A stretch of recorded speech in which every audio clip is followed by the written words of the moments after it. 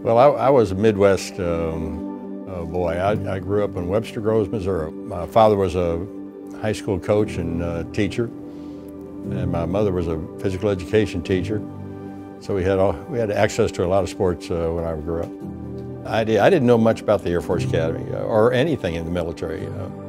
I'd been a Boy Scout, but that was about as close to a uniform as I'd gotten. Mac McDonald, who ran McDonald Aircraft, was a Princeton graduate, and he was encouraging me to go to Princeton. And so I came back, and to seal the deal, he asked a guy by the name of Charlie Forsythe, who was a student of my father's in high school years and years before, if he'd take me out to the McDonald plant. The McDonald F-101 Voodoo was the hot airplane at the time, and so there was a 101 standing there. I was just awestruck. So I scrambled up and jumped in the cockpit, and Charlie Forsythe said, "That's when I knew I lost you." He said, "I knew you were going to go to the Air Force Academy." To show you how naive I was, I thought, well, I'll get out there early so I can look around and see what the place is like. So I was one of the first buses to unload at the base of the ramp. And oh my gosh, I had no idea what I was getting into. If you had your eyeballs moving at all, it was more push-ups. So I saw a lot of concrete that day, very up close. I was playing on the JV squad, and I was a walk-on. I was not a recruited athlete. So Ben Martin, our coach, well, he said, "Come on, suit up and come on up to Denver and be with the varsity." So that was a big deal for me. I mean, that was really cool. So I'm sitting there watching the game, and we're getting beat up pretty good. And Ben Martin turns over and says, "Mac, get your helmet. You're going in the next set of downs." What? I tell people I completed 6 for 7 that day. 3 to Maryland and 3 to Air Force. On Monday, there was a blue jersey in my locker, which meant I was going to suit up for the varsity.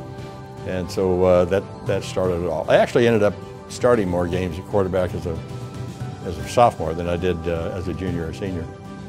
The honor code, I think, was one of the pillars of the Air Force Academy that really resonated with me.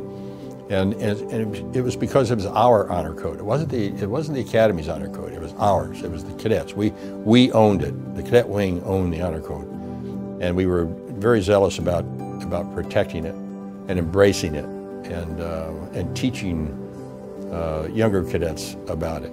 The ability to actually demonstrate leadership and to influence the lives of others, that was an important thing for me. Well, I went to pilot training, went to Vance Air Force Base. I married Grace right after graduation in July in the Cadet Chapel, and we headed off to Vance Air Force Base. And I didn't know how I was going to do in pilot training. We didn't have a flying program at the Air Force Academy, a soaring program or anything. But it was like a duck taken to water. I loved it, absolutely loved it. Turned out I was a pretty good pilot. I got my pick of assignments, and they had a couple of F-104s, and I can't think of a better assignment for a young fighter pilot than to fly the F-104. I mean, it was exhilarating, and we did everything. We did air combat, we actually strafed with a 20mm gun, we fired sidewinders. We were down there for MiG protection out of Cuba. And then we had a good friend of mine came to the squadron, a young man named Pete Foley, and he had just completed an F-105 tour. And I thought, oh my gosh, the Vietnam War is going to be over before I can get over there. And so I left Homestead, Florida. I left this perfect assignment and volunteered to go to Southeast Asia. And quite frankly, I enjoyed every minute of it. I often tell my classmate Steve Ritchie, who feels the same way I did, I say, look, nobody likes warfare. But God, I loved combat. I mean, I loved it. I loved flying combat missions. Flew a couple hundred of them and came back, and I thought my flying days were over. I went to Arizona State, got my degree, and went back to the Air Force Academy as an associate professor of engineering in the mech department. My classmate, Nels Renning, who had been there at the Air Force Academy, he went on to fly with the Thunderbird team, and he says, you should apply for the Thunderbird. I said, oh, Nels, I mean, I haven't been in an airplane now, I've been at grad school. He said, no. He said, just put a package together and submit it. So I did, and damn, I got selected. So had to go into Phil Ertl and say, boss, I got selected for the Thunderbird team. And he says, you just got here. And I said, yes, sir, I know. It was just under 2 years. We had two very healthy boys, but we had a little girl who had brain cancer. It turns that she needed some very special treatment. And so I told the flight surgeon, I said, if that's the case, I can't stay in the Air Force and have her someplace else being treated. So I resigned from the Air Force. And I don't regret a bit of it. I loved every minute in the Air Force, but I think I made the right decision. And we went to Memphis, Tennessee to get her treated at St. Jude Children's Research Hospital. And she lived till she was 8 years old. She got great treatment there.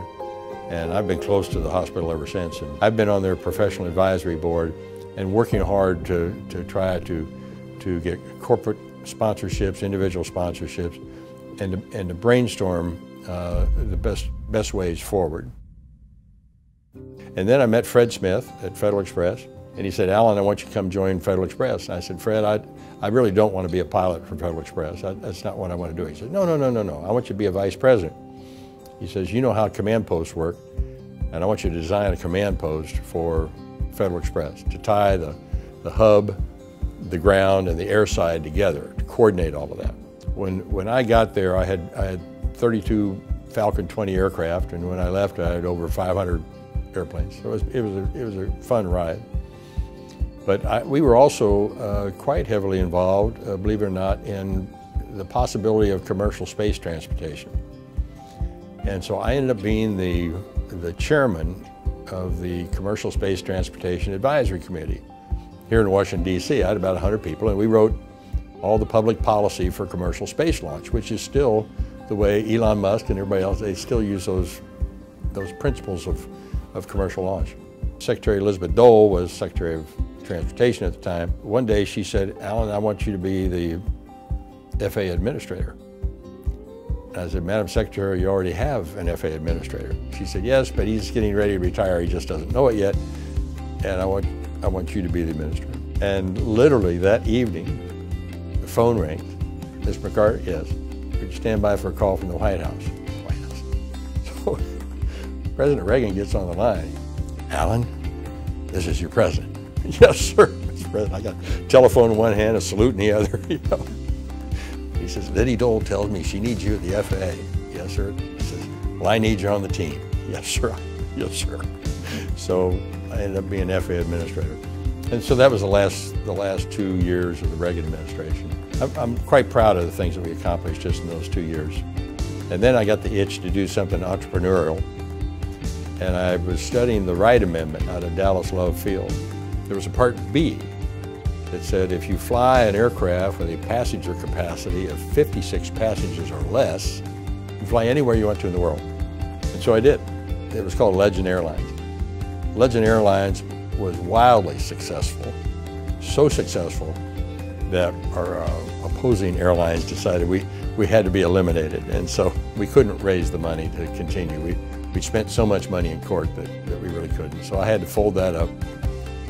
And just about the time I started thinking about, well, now what? What's the next adventure for me? Airbus called and said, we need a new head of North America and understand you're available. Would you do that? And I said, I think that'd be terrific. So I joined as the chairman of Airbus North America. Then it was called North America. Now it's called Airbus Americas. I've been on the board of the National Air and Space Museum. Certainly enjoyed that. I try to participate in those boards or associations that can create better understanding of our industry and bring people together. And we find that when we do that, we have a lot in common, a lot more in common than we have not in common. It's been a really interesting career. I've had the good fortune of being around aviation for the entire time. So I consider myself to be very, very fortunate. I didn't just go with one company and stay with one company forever, but I got a chance to be with a lot of different experiences, and I wouldn't trade any of it. In fact, I envy the young people coming into our industry now of all of the opportunities that they now have. The best truly is yet to come. Well, I was stunned. I was very honored. Like I say, I'm privileged to be part of a class that had, not only has 5 other DGs, but several more that could easily be distinguished graduates. And to be recognized with them and the other distinguished graduates is really quite an honor, and I'm very humbled by that. I owe a great deal to the Air Force Academy. My experiences there have meant a great deal to me, and I often tell people, you know, collegiate sports prepared me for combat, and combat prepared me for corporate life. But it's true. The sense of teamwork, the reliance on others, and giving it all was exactly what you needed in combat. And so I would say the lessons I learned at the Air Force Academy were spot on. I've always told myself, and my motto, if you will, is never come out of afterburner. So I figure you go as fast as you can, as hard as you can, as long as you can. And there's always going to be a tanker out there someplace that you can hit, but never throttle back. Just keep moving as hard as you can.